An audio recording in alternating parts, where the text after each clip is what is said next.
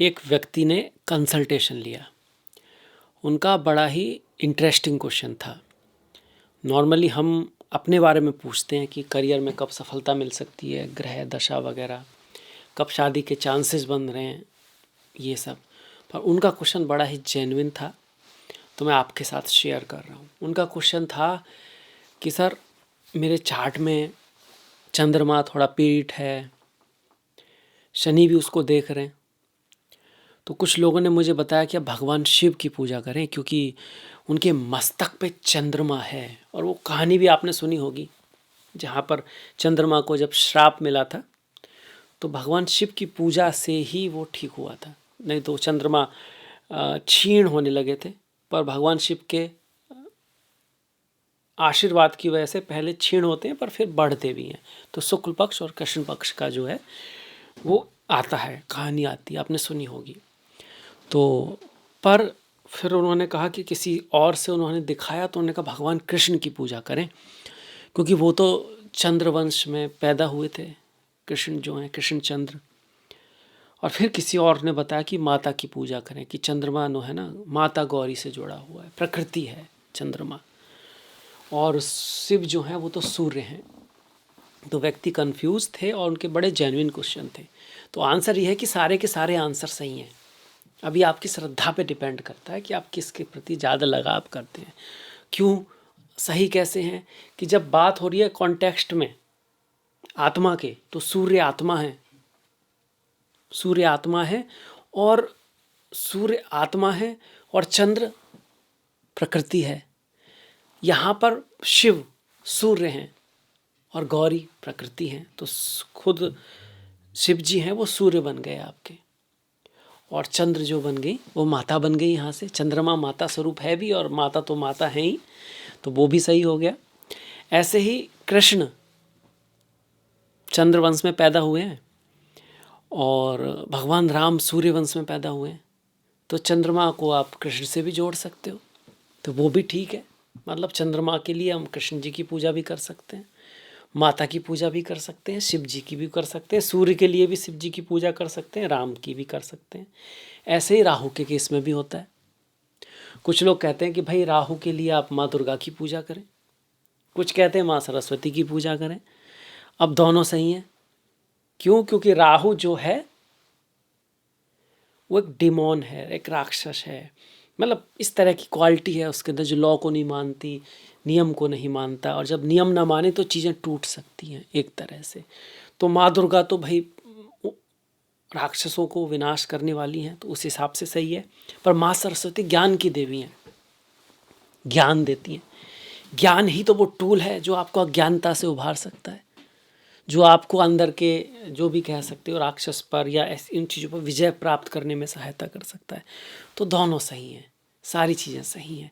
यहाँ पर मैथमेटिक्स की तरह नहीं है कि ये है तो दूसरा नहीं है। शिव चंद्रमा भी हैं, शिव सूर्य भी हैं। जैसे कृष्ण गीता में कहते हैं, अंततः सारे ईश्वर मेरे में ही समाये हैं। या भगवान शिव के बारे में जब आप शिव पुराण की बात करोगे तो शिव सर्वे सर्वा हैं, और देवी पुराण में फिर माता सर्वे सर्वा हैं। तो किसी की भी पूजा की जा सकती है जिसमें आपकी भक्ति हो, भक्ति में श्रद्धा होनी चाहिए। खैर, मैं हूँ आपके साथ डॉक्टर दिलीप, और तुला राशि जो माँ लक्ष्मी से जुड़ी होती है नॉर्मली, अब यहाँ पे भी अपवाद हो सकते हैं, उनके राशिफल को लेकर जोड़ा हुआ हूँ, आपसे जोड़ा हूँ। और फरवरी 2026 में ये ग्रह नक्षत्र क्या करेंगे इसके बारे में बात करेंगे।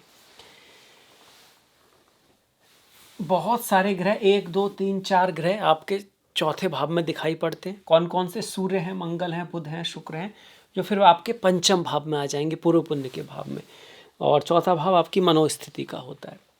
राहु जो है वो आपके पंचम भाव में कुंभ राशि में, शनि आपके छठे भाव में मीन राशि में, गुरु आपके नवम भाव में मिथुन राशि में, 3 नंबर मिथुन राशि को दिखाता है, और केतु आपके एकादश भाव में सिंह राशि में गोचर कर रहे हैं। अब आ जाते हैं ग्रहों पर।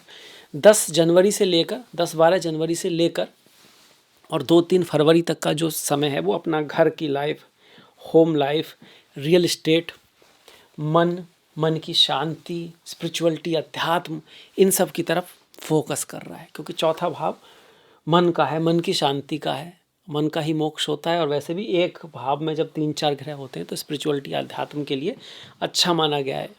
इसको संतों का योग भी कहते हैं। गौतम बुद्ध के 10म भाव में है, 10म भाव का स्वामी भी वहाँ पर हो तो और ज़्यादा उसका इफ़ेक्ट बढ़ जाता है 3 जनवरी तक।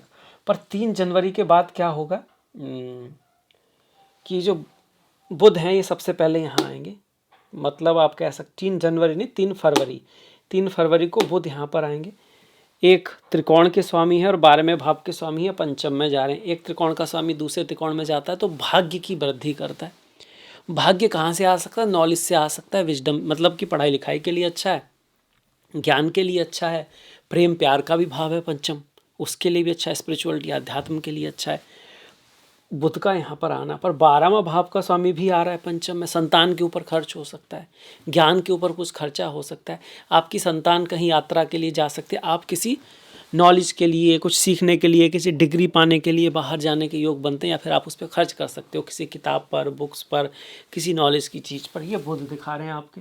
बुध चूँकि राहु के साथ है, थोड़ा वाणी का ख्याल हमको रखना है। फिर शुक्र भी यहाँ आ जाएंगे, शुक्र यहाँ पर आ जाएंगे। जब तक शुक्र यहाँ पर थे आपके तो आपका फोकस घर, होम लाइफ, ज़मीन, घर, गाड़ी, भूमि, वाहन, बंगला, लोग मुझे कैसे जानते हैं, ये सब इस पर था।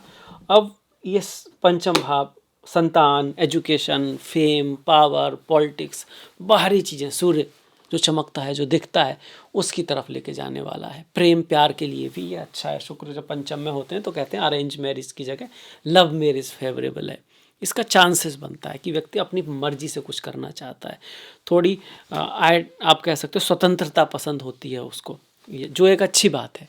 इस चीज़ को शुक्र यहाँ पर दिखा रहे हैं। पर चूंकि राहु के साथ हैं तो ऐसे में ऐसे व्यक्ति का आकर्षण किसी ऐसे व्यक्ति या ऐसे ज्ञान, ऐसी चीज़ की तरफ हो सकता है, थोड़ा सा आउट ऑफ बॉक्स हो, एकदम न्यू हो या आउट ऑफ कास्ट हो, ऐसा भी देखने को मिलता है। फॉरेन चीज़ हो, कोई ऐसी चीज़ हो, स्टॉक मार्केट आदि में भी तरक्की के ये चांस दिखाता है। बढ़िया है, पर रिस्क नहीं लेना है बहुत ज़्यादा, क्योंकि राहु हैं और इस महीने ग्रहण भी पड़ेगा, ग्रहण पड़ेगा और इसी भाव में पड़ेगा, पंचम भाव में, संतान के भाव में, एजुकेशन के भाव में, प्रेम के भाव में, स्टॉक मार्केट के भाव में 17 तारीख को ग्रहण पड़ेगा आपका, सूर्य ग्रहण। सूर्य के बाद, शुक्र के बाद यहाँ पर सूर्य ही आएंगे और सूर्य एकादश के स्वामी, एकादश का स्वामी पहले था चतुर्थ भाव में, अब आ गया पंचम में। पंचम में आएंगे तो सीधे खुद के भाव को देख रहे हैं जहाँ केतु बैठे हुए हैं। तो वैसे तो ये धन के लिए अच्छा है। एकादश क्या है? लाभ, इच्छा पूर्ति। पंचम में, पंचम से इच्छा पूर्ति हो सकती, ज्ञान से, दूरदृष्टि से, आपके विजन के कारण आपकी कुछ चीज़ें पूरी हो सकती हैं, आपके ज्ञान की वजह से, डिप्लोमेसी की वजह से, संतान की वजह से, एजुकेशन की वजह से, प्रेमी प्रेमिका की वजह से, इस चीज़ को दिखाता है। पर ये भी दिखाता है कि हमको थोड़ा सा ना गुरुओं से, टीचर से, बॉसेस आदि के साथ बना के रखना है, क्योंकि सूर्य ग्रहण पड़ेगा आपका पंचम भाव में और पंचम भाव खुद सूर्य से संबंधित है आपके लिए, वो पड़ भी वहीं पर रहा है। तो पिता, गुरु, टीचर, संतान, इन सब के साथ थोड़ा सा संभल के रहना, इनके स्वास्थ्य आदि का ध्यान रखना है। खास करके 17 तारीख से 4-5 दिन पहले, 4-5 दिन बाद हमको इस तरह का ध्यान रखना है। पंचम भाव में ग्रहण पड़ रहा है, किसके लिए? तुला राशि के लिए। इस वजह से मंगल तो पूरे महीने यहाँ का ही रिजल्ट देंगे, तो इसी पे हम ज़्यादा ध्यान देते हैं। पूरे महीने मंगल यहाँ बैठे हुए हैं, सप्तम का स्वामी अपने से दसम में जा रहा, तो व्यापार बिजनेस में तरक्की होगी, आपका स्पाउस पार्टनर की लाइफ में पद प्रतिष्ठा में वृद्धि होगी। वो बहुत ज़्यादा बिजी रह सकती है या रह सकता है अपने काम में, पोस्ट के प्रति, पोजीशन के प्रति, थोड़ा सा कंपटीशन उसकी लाइफ में रहेगा।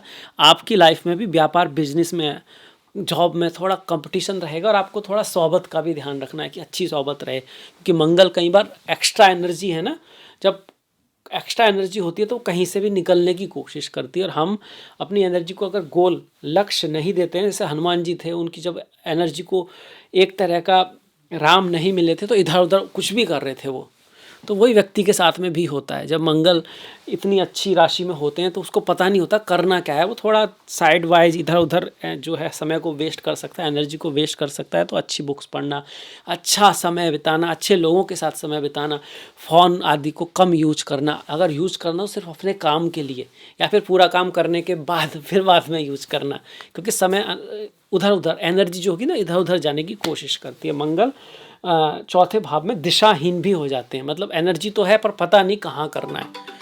कहीं ये बॉस के साथ लड़ने लग गए या घर में अपना आप लड़ने लग गए, जो कि घर तो लड़ने की चीज़ नहीं है, तो वो हमको ध्यान रखना चाहिए। घर, ऑफिस, है ना, इसका माहौल को देख के मंगल चौथे भाव में, पर फिर बाद में ये मंगल पंचम में आ जाएंगे, आपके यहाँ पर आ जाएंगे, पंचम भाव में आ जाएंगे। अब पंचम में आएंगे तो अच्छा है, बढ़िया है, यहाँ पे सारे ग्रह ठीक ही करते हैं। पंचम भाव लक्ष्मी का भाव है, भाग्य का भाव है, और भाग्य की वृद्धि करेंगे मंगल यहाँ पर आकर। ये सारे ग्रह भाग्य की वृद्धि करेंगे। अब चूंकि राहु है तो भाग्य की वृद्धि के लिए किसी जल्दबाजी में नहीं पड़ना है, किसी लालच में खुद नहीं पड़ना है, किसी को लालच में डालना नहीं है। अपने जो गुरु हैं, टीचर्स हैं, उनका थोड़ा सम्मान करते हुए फिर नई टेक्नोलॉजी, नई चीज़ें, फॉरेन चीज़ों से आपको लाभ भी करा सकते हैं। यहाँ पे राहु 17 तारीख के आसपास थोड़ा ख्याल भी रखना है।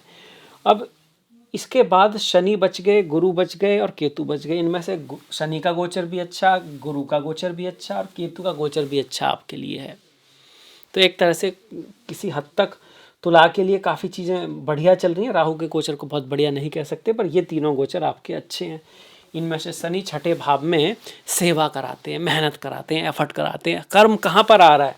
छठे भाव में आ रहा है। तो आपकी मेहनत की वजह से, हार्डवर्क की वजह से, कर्म की वजह से, सेवा की वजह से कुछ जगह ऐसी होती है जहाँ पर हमको सिर्फ देना होता है, सोचना नहीं होता वहाँ से कुछ मिलेगा या नहीं मिलेगा।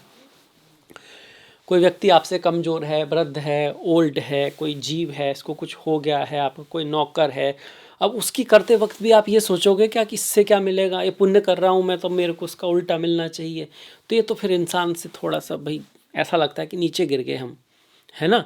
तो यहाँ पर सेवा करना होता है, तो शनि अच्छा रिजल्ट देते हैं। सेवा का भाव है ये छठा भाव, रोग ऋण शत्रु का भी भाव है, तो उस पर आपको विजय दिलाएंगे अगर आप मेहनत करोगे, एफर्ट करोगे। शनि नौकर हैं, नौकर क्या करता है, काम करता है अपना, और फिर उसके अकॉर्डिंग जो स्वामी है उसको अवार्ड देता है। वो पहले तय नहीं करता कितने मिलेंगे कितने नहीं मिलेंगे, ये पहले ऐसा नहीं होता था। तो इस तरह से ही शनि छठे भाव में अच्छा रिजल्ट देते हैं। किसी बड़े ट्रांसफॉर्मेशन से आपको बचाते हैं, कुछ बहुत बड़ा लॉस होने से भी आपको बचाते हैं। 7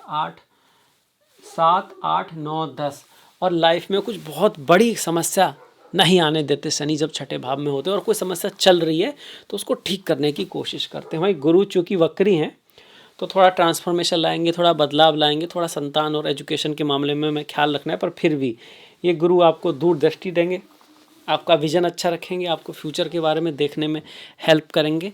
घर, फैमिली या में कोई अच्छी इवेंट हो सकता है, किसी की संतान, शादी, विवाह हो सकता है। और आपको कहीं ना कहीं गुरुओं का, टीचर्स का, बड़ों का सहयोग भी मिलेगा।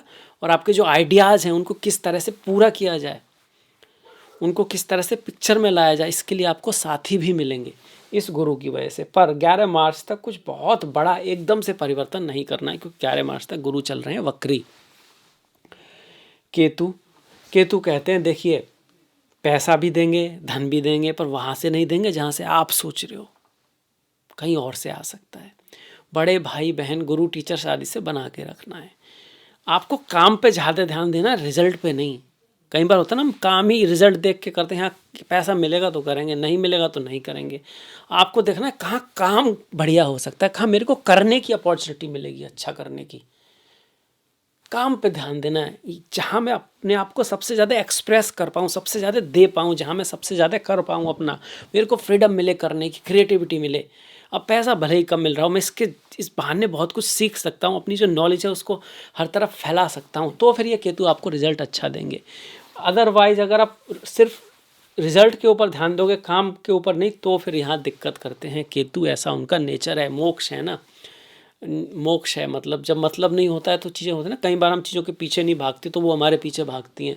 तो वो वाली स्थिति जो है केतु बनाते हैं एकादश भाव में।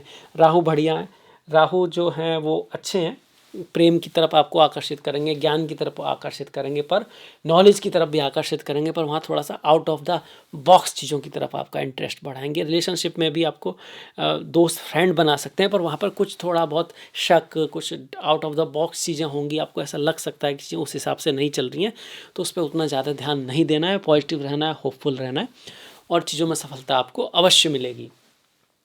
अब बढ़ जाते हैं त्योहारों की तरफ। महाशिवरात्रि है। चिदानंद रूपा शिवोहम शिवोहम, ओम नमः शिवाय, ओम नमः शिवाय। भगवान शिव को तमस गुण से जोड़ते हैं, डिस्ट्रक्शन से जोड़ते हैं, पर कुछ चीज़ों का डिस्ट्रैक्शन ही हमको ऊपर ले जा सकता है। जैसे उनमें से एक है ईगो। धर्म और मोक्ष में यही अंतर है। धर्म वो है जो हमको करना चाहिए, और मोक्ष वो है कोई भी चीज़ जो आपको बांध रही है तो आपको मोक्ष से दूर ले जाए। धर्म भी मोक्ष से दूर ले जा सकता है अगर आप सोच के कर रहे हो कि मैं कर रहा हूँ। मैं भाव धर्म में रह सकता है, मोक्ष में वो भी छूट जाता है। अब इसके बाद बढ़ जाते हैं माघा पूर्णिमा। 1 तारीख की है विजया एकादशी, 13 तारीख की है, 27 तारीख की अमालिका एकादशी। ओम नमो नारायणाय, ओम नमो भगवते वासुदेवाय।